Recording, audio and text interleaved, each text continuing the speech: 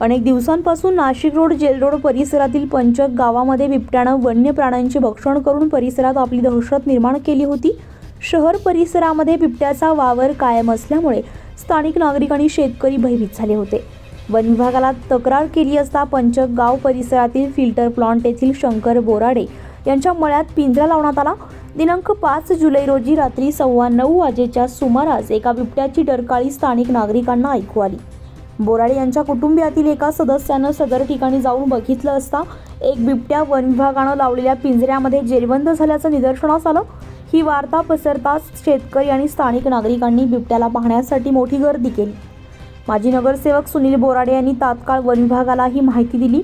घटनास्थळी वन विभाग अधिकारी वैशाली गाडे यांच्या मार्गदर्शनाखाली वन विभाग अधिकारी अनिल अहिरराव, कर्मचारी दर्शन देवरे, विशाल शेळके, खांजोळे, अंबादास जगताप यांनी येऊन पाहणी केली। सदर जेरबंद झालेला बिबट्या 6 ते 7 वर्षाचा असल्याचा अंदाज वन विभागानं दिलाय।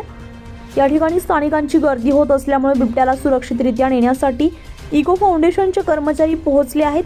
बिबट्याला आज 6 जुलै रोजी सकाळी 7:15 वाजेच्या सुमारास सुरक्षितरित्या ताब्यात घेण्यात आलंय।